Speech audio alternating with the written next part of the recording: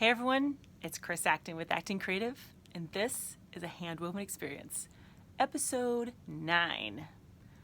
In this episode, we're going to talk about winding a project through the loom. And if you've been keeping up with me so far, this is kind of the middle of the process of doing a weaving project from start to finish. So we began the process with some planning. We got out our graph paper and our pencil and went to town. Then we wound on our warp on the warping board. The warp are the yarns that are under tension in the loom. So we measured all those out the same length in order. Then we slayed the reed. And the reed is like a metal frame that keeps all of our yarns at a consistent width, which is going to be really important once we start weaving. Then last week, we threaded some heddles.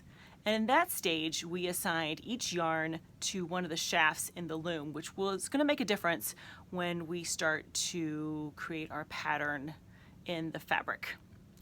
So here we are getting ready to wind on the project. Let me give you an idea of orientation here. So I'm kind of leaning against the front of the loom. These are our warp yarns here that you saw at the warping board, and we've been kind of following their journey to get into the loom.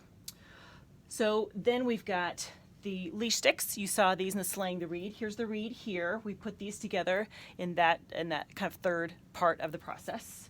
This is our beater bar. And then behind it, you see these are our shafts, and the heddles are here that we threaded just in the last episode.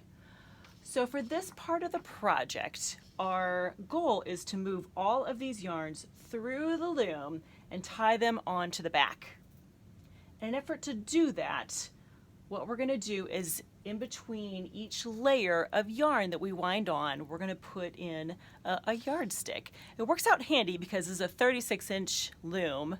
Thus, a yardstick kind of makes sense. So if you've ever wondered who still uses yardsticks, the weavers, we kind of cornered the market there. So in order to get everything moving in the right direction, there's a couple things we have to do. This part of the process is always a little bit like playing Twister.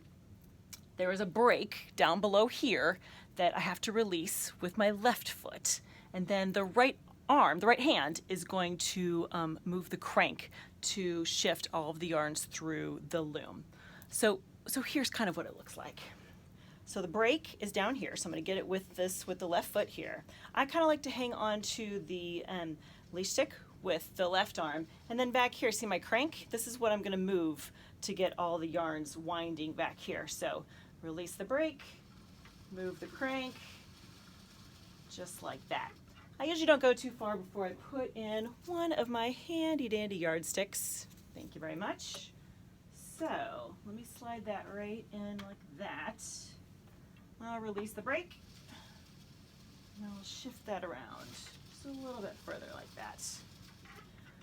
And you kind of inch your way through the whole project then.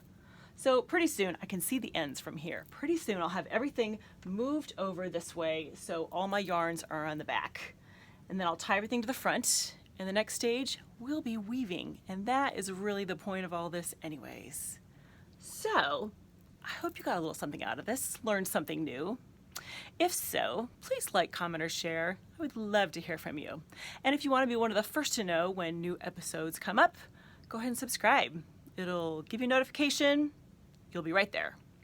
In the meantime, have a great week and happy weaving.